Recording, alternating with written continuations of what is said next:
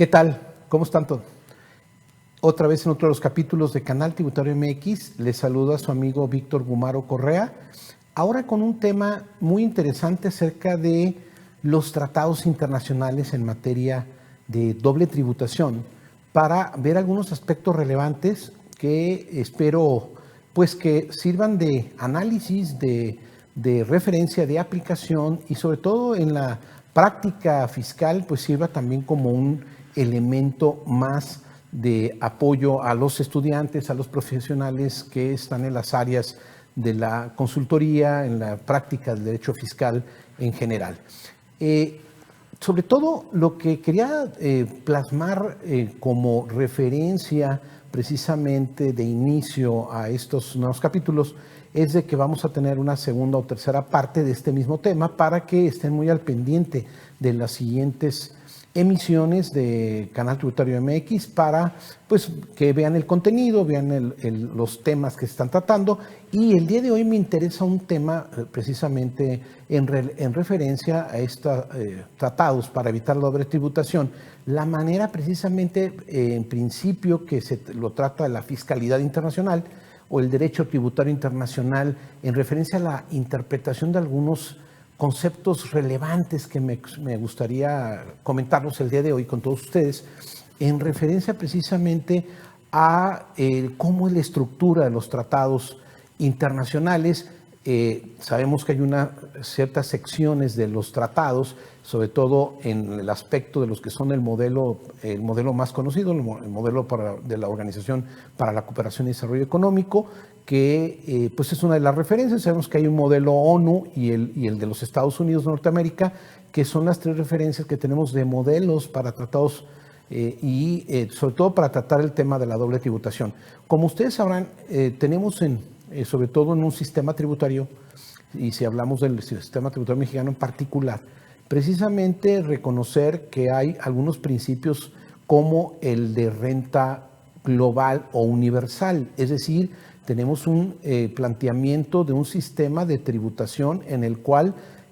pues vamos a tener como eje central uno de los elementos, yo digo, de vinculación o nexo con un territorio fiscal, como sería precisamente la residencia fiscal de las personas físicas y morales hacia una jurisdicción determinada para, pues, de alguna manera, cuando se produce precisamente, pues, un elemento internacional fuera de las fronteras, un ingreso, una renta, una utilidad, etcétera, la manera en que cada uno de los países va a estar pues con las reglas de juego para establecer de qué manera se va a gravar el impuesto a la renta cuando tenemos un impuesto a la renta de esta naturaleza, es decir, a nivel mundial, la manera en que se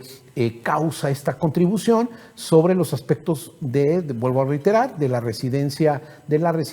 fiscal de personas físicas y morales que están precisamente en territorio mexicano, pero también hay una conexión o un vínculo con los residentes en el extranjero, sobre todo decíamos cuando hay un establecimiento permanente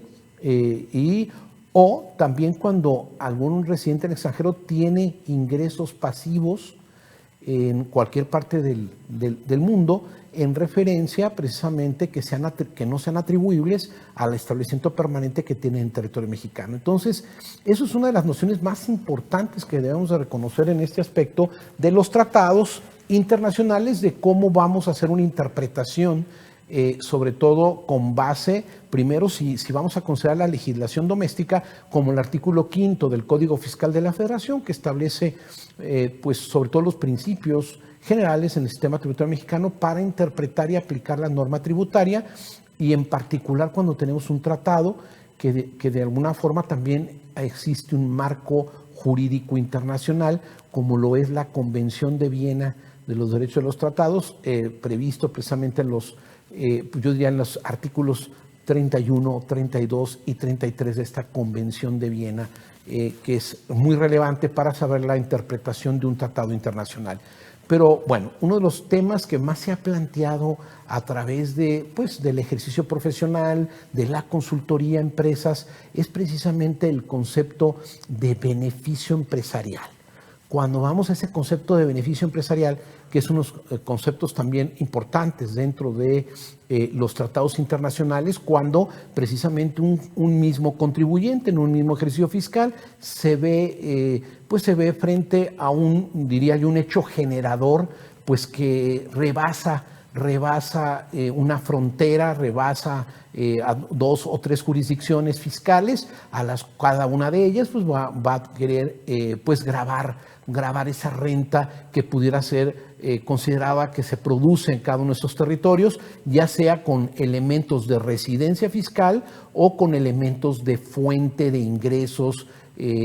donde decíamos que están los ingresos pasivos, que precisamente nuestra ley de impuesto a las rentas en el título 5 de esta ley, que es la retención a extranjeros, la retención que se debe hacer del impuesto a la renta por las rentas producidas en territorio mexicano por ser fuente. Entonces,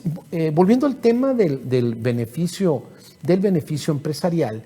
es importante establecer la manera en que vamos a interpretar si al momento que vamos al tratado vemos que no existe pues propiamente un acercamiento a los elementos que conforman su definición. Es decir, tendríamos que ir aparte, dirían, tenemos que ir a ciertos elementos de interpretación que le sean aplicables a la definición de beneficio empresarial y la manera en que vamos también a interpretarlo y aplicarlo en el contexto de un tratado internacional. En ese sentido, beneficio empresarial, cuando vaya al tratado, por ejemplo, en el de México y los Estados Unidos de Norteamérica, pues vamos a ver que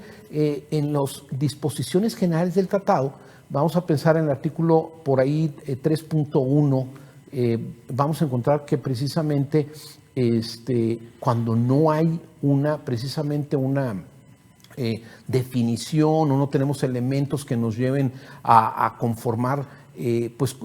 los elementos o las categorías que son de los conceptos que vamos a aplicar, entonces vamos a recurrir precisamente, pues sobre todo con fundamento en el 3.1, a la legislación de cada uno de los países contratantes, es decir, los Estados Unidos de Norteamérica a través de su legislación doméstica y la de México. En el caso de México tenemos 2 conceptos importantes de lo que es actividad empresarial, como lo es el artículo 16 del Código Fiscal de la Federación, que establece cuáles son algunas categorías generales de lo que es actividad empresarial y que nos define como actividades comerciales, industriales, agrícolas, etcétera. Y cuando vamos precisamente al 75 del Código de Comercio, pues también vamos a tener lo que son actos de comercio. En ese sentido está el tema de la definición, pero sin embargo, al no encontrar en el contexto del tratado y al ver nuestra legislación, el acercamiento que tenemos de beneficio empresarial, pues tendríamos que pues aplicar en este caso nuestra legislación en esos preceptos que acabo de decir, 16 del Código Fiscal de la Federación, 75 de Código de Comercio, para la definición sobre todo, actividad empresarial. Y dentro de esto, entonces llegar a lo que sería beneficio empresarial y la forma en que tendríamos que reconocer un tipo de ingreso si se trata de beneficio empresarial o de otro tipo de renta tratada sobre todo en estos convenios. Hablaría yo de la cláusula 7 del Tratado para evitar doble tributación entre México y Estados Unidos, en donde precisamente beneficio empresarial pues es un tipo de renta que sería, vamos a ver, sería una de las facultades también que tendría la autoridad para su interpretación, las partes para ver cómo sería su aplicación en ese ámbito del tratado internacional para su aplicación correcta en ese sentido. Entonces, pues bueno, los invito para la siguiente